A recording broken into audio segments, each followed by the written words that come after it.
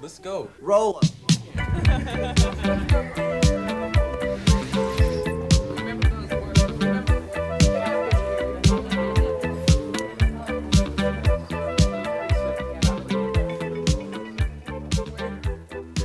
are making these pictures of animals that are going to be put up at this Humane Society. And they're gonna display them right next to their cages to try to get them adopted. Oh, I think the artwork just helps the people see what dogs can really be, or animals.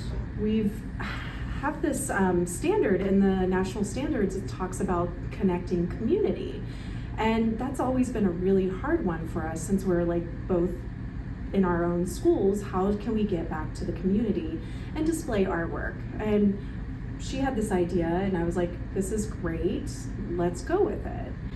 How can we use our art to advocate for animals? I reached out to the Humane Society, and within 30 minutes they were emailing back going, we love this idea, let's do it. And oh my goodness, they have a bunny now. That's cool.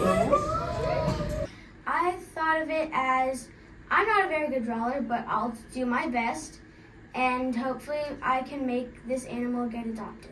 Look at that, that's a German Shepherd. Yo, Alice, look how good my drawing I love is. German Shepherds, they're all so fluffy. And It's not and it's the name of one of my favorite superheroes. What else is there? Mainly looking for the dogs that have been there a long time, for some reason aren't getting adopted, because this dog has a bunch of good details and personalities, but he's not getting adopted. So I was mainly going for those types of dogs. But I think it was really important too for our students to begin to understand something that they create can actually have an effect on the community, right? That they can make positive changes. They can do things that with their own hands, that really positively affect people that they don't even know, in these animals that they've never met. And I think that's a really powerful thing, because and especially with this age group, children love making art, of course, but then now you're turning it into something that is now going to be seen and given to the family who adopts that animal. So I mean, this is it's very selfless of them, and they jumped right in. They're so excited. So I thought this was a really terrific and wonderful opportunity to expand the Humane Society's reach to the Catalina Foothills School District. We've seen some happy results so far with some of our animals. We had a long-term resident cat named Mao who'd been here about 6 or 7 months. And the very next day after his shelter pet art was put up, he was adopted out. And so we had a really immediate success story with Mr. Mao, and we're very excited about that. I just think this is a really special opportunity. It means a lot to our staff, it means a lot to our community, and it helps our animals. This is really such a special thing that Devin and Julie have kicked off, and it's done so much for these animals. I think an often overlooked aspect of this, while they are being adopted out and we're helping them find their forever homes, even prior to that, they're getting more attention, they're getting more affection as these art pieces are drawing members of our community in to visit with these animals. They're getting social interaction that they aren't necessarily having otherwise. And it's really just bettering their lives on a daily basis.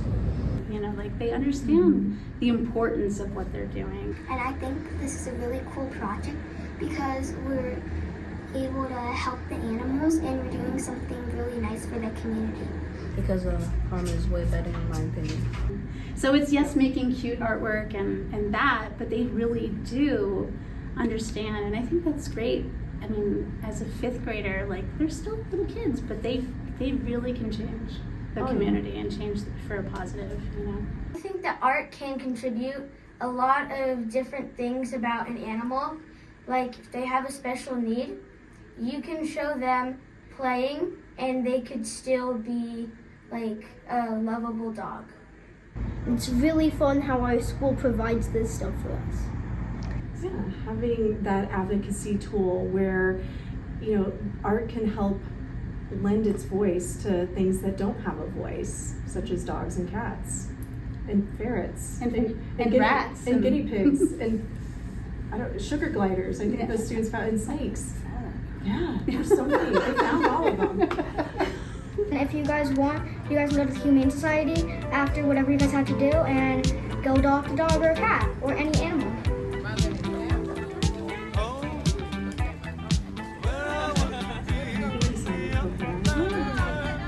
Good.